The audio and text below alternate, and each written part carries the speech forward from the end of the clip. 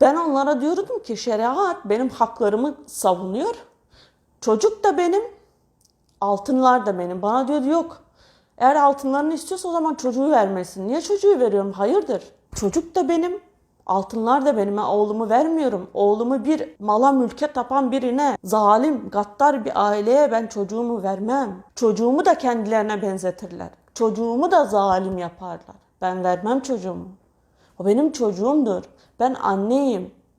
Çocuk anne şefkatine muhtaçtır. Neyse kalktı bana dedi ki, ben de dedim ki altılarımı alın. Kadın bana dedi ki yok ya ben gidip başlarına silah mı dayayayım altınları verin diye. Dedim sen partisin, mecbursun yapmaya. Niye? Hamburg'daki Kürtler ile buradaki Kürtlere ne fark var arada? Yani o partiyle bu parti aynı değil mi? Oradaki sorunlar çözülüyor Kürtlerin ama buradaki Kürtlerin sorunları çözülmüyor. Hayırdır? Yani ben sizden bir şey istiyorum, bir ricada bulunuyorum. Siz benim derdimi çözmüyorsunuz. Yani derdime derman olmuyorsunuz. Sırtınızı bana dönüyorsunuz. Ama işiniz bize düştüğünde kapımızı çalıyorsunuz. Bu ne ikiyüzlülük? Söyledim. Kimseden korkmuyorum. Dedim budur sizin adaletiniz değil mi? Siz de zalimsiniz. Ben o Kürt adama da bizim bu şehirde oturuyor ya onları getirip götürüyordu o bayanla kadını diğer eve götürüyordu. Ben ona da dedim sen de zalimsin. Ben biliyorum senin arkanda ne işler çevirdiğini. Sen onun dostusun. Sen çıkarların için diyor benim arkamdan ne konuştuğunu, nasıl taraf tuttuğunu biliyorum. Sen de zalimsin. Ben biliyorum. Ama unutma. Bu dünya zalimlerin dünyasıdır. Ama bunun öteki tarafı var. Öteki tarafı var bunun. Siz inanmıyorsunuz ama ben inanıyorum ve bütün haklarımda haklı olduğumu ve bütün haklarımı kazanacağımı da size söylüyorum. İsterse bütün dünya bana sırtını dönsün. Allah benim dostum olduktan sonra hiç kimse bana hiçbir şey yapamaz. Haklarımı da alacağım ve göreceksiniz dedim. Neyse o Urfalı aile sabaha kadar elini böyle biz Kürtçe diyoruz ya hatta sıbih tasavvukları bu kırkava elini boğazlarına sokmuşlar diyor ki illa bu kızın mehrini vereceksiniz. İslam'da bu böyle siz mecbur vereceksiniz. Neyse bu iki kadın yani bir tane Rahala diğeri Mardinli Kürt geliyorlar bizim eve diyor ki kızım diyor saat 4'ün sabahına kadar biz onları ikna ettik. İşte senin 2 metre zincirini vermeyecekler. İşte şunu bunu işte senin ailenin sana hediye verdiklerini vermeyecekler. İşte şunu verecekler. Kabul et. Gerisini Allah'a bırak. Mahkemelerini iptal et. Davalarını iptal et. Ve bunu kabul et. Tamam dedim teyze. Ne diyorsan öyle olsun. Onu aradı. Hadi dedi getir. Kader kabul etti. Getir. Yok dedi getirmeyecek. Yani güm yaptı artık ne dediyse. Abisiyle babası yanında oturuyordu ya. Onu artık ona ne dediyseler telefonu kapattı. Kapattı. Kaç kere teyze aradı. Cevap vermedi. Sonra dedi ki kızım dedi bırak onları Allah'a bırak. Dedi bunlar ne zalimdir dedi. Allah'a ne cevap verecekler? Senin mehrini yiyor ya. Allah'a nasıl cevap verecekler? Dedim teyze ne yapayım? Yani dedim ben hakkımdan vazgeçmem dedim. Benimle evlendi. Yani beni böyle bu duruma düşürmeye hakkı yoktu. İnsan bir kere evlenir. Beni böyle sokak ortasına atmasına hakkı yoktu. Yani benim kucağıma bir çocuk verip beni ortalıkta bırakma hakkı yoktu yani. Neyse ben daha sonra dedim vazgeçmeyeceğim. Ertesi gün aradan bir gün mü 2 gün mü geçti? Teyze gene aradı. Telefonla aradı. Bu sefer dedi ki kızım dedi işte abisi beni aramış. Diyor ki diyor bütün her şeyi iptal etsin. Bunu da yazılı olarak ispatlasın. Biz ailesinin ona verdiği hediyeleri geri vereceğiz. Vay vay. Sadece ailemin bana verdiği hediyeleri bana geri verecek. Mehrimi vermeyecek. Ve sanki bir lütufmuş gibi sanki böyle bir hediyeymiş gibi bana verecek. Ve üstüne de 2.000 euro verecek. Zalim. Hey zalim gidi zalim. Neyse ben de dedim ki bu şaka mı yani? Bunlar şaka mı yapıyor? Dedim asla vazgeçmeyeceğim. Sonu ölüm bile olsa vazgeçmeyeceğim dedim. Ben haklıyım. Davamda haklıyım dedim. Onlar inanmıyor ama onlara söylüyordum. Siz inanmıyorsunuz. Benim için Allah var ki hani ben onlara dedim. varsa bir Allah dedim, ben kazanacağım. Hani inanmayanlara dedim. O zaman belki inanırsınız. O zaman belki ders çıkarırsınız dedim. La ilahe illallah. Bu kişinin ismini, cismini falan söylemiyorum. Çünkü zaten ismini anmıyorum. Zaten bulmuş belasını bulacağı kadar. Bana sadece Allah ıslah etsin. Umarım tövbe eder. Hiç kimseden bir korkum yok. Bilen biliyor zaten korkmadığımı. Hiç kimseye bir şey ispatlamama da gerek yok. Bilen biliyor. Bilen biliyor. Başka diyecek bir şeyim yok yani.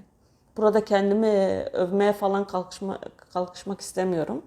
Yani kimse yanlış anlamasın. Bilen biliyor. Allah biliyor. O bana yeter. Allah dostumdur. O bana yeter. Ona güzel bir dosttur.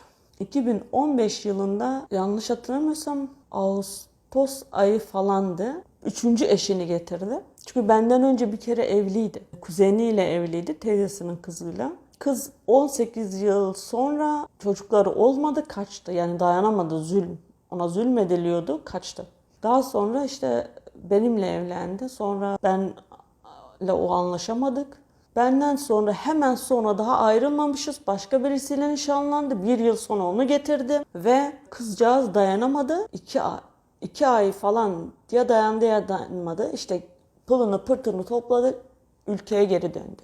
Daha sonra 2015 yılında Kasım ayını yanlış hatırlamıyorsam dayımın oğlu beni aradı ve dedi ki işte kuzen biri beni arıyor, aracılık oluyor. İşte diyor ki gelsin anlaşalım. Ben de dedim ki ona söyle de ki kader hiçbir şey istemiyor. Ne altınlar yani mehrini, ne hediyelerini, ne nafakayı hiçbir şey istemiyor.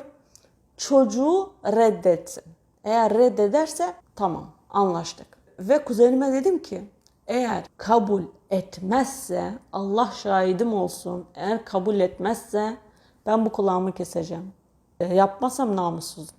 Ertesi gün beni aradı dedi ki hakikaten de sen gerçeği söylüyorsun. Dedi kabul ettiler. Ya dedim gördün mü çocuğu nasıl sattı? Çocuğunu satan kimi satmaz ki? Söylesene. Kimi satmaz? Neyse ben avukatımın yanına gittim. Avukatımla işte durumu izah etmeye çalıştım. O sırada beni aradı o amca. Dedi ki işte biz buraya geldik işte söyle neredesin? Dedim ben avukatın yanındayım. Dedi tamam bize geliyoruz. Avukatım yok gelmesinler. Avukatla konuştuk. Bana dedi ki böyle bir kanun başka ülkelerde var ama burada yok. Yani istediği zaman istediği yerde çocuğu görebilir. Böyle bir kanun başka ülkelerde var. Ama eğer sen altınlarından, nafakadan vazgeçersen o istediği zaman çocuğu görebilir. Bu sefer de sen onun yalanına kanarsan hem devlete borçlu olursun, hem haklarını kaybedersin, hem de istediği zaman çocuğu görebilir. Ben de dedim ki ben gerizekalı mıyım? Tabii ki haklarımdan vazgeçmem, devam edeceğim. Ondan sonra ben o eve gittim. O amcanın gittiği eve. Bir tane kadının eviydi. Oraya gittim. 2 tane adamdı. O kadındı ev sahibi. Abisi ve kendisi. Oturduk orada. Siz dedim işte busunuz dedim. Çocuğu sattınız dedim. Siz busunuz. Zalimsiniz dedim. Baktım abisi koltuğun üzerinde yani böyle hareket etti, konuşmak istedi. Ben de dedim ki sen ne zoruna gidiyor dedim. Yalan mı? Satmadınız mı? Eğer olsaydı, eğer şu an avukatımın yanından geliyorum, eğer deseydi böyle bir şey var, böyle bir kanun yapalım, imzalayalım, anlaşalım. Herkes kendi yoluna. Yani artık ben ne onun yüzünü görürüm, param, malım, mülk her şey onun olsun, ben ondan kurtulayım. Olmadı. Yani böyle bir kanun yok. Dedim senin zoruna gidiyor öyle mi? Yani yapıyorsun. Hoş bir şey ama söyledim mi güzel bir şey değil mi? Zoruna gidiyor.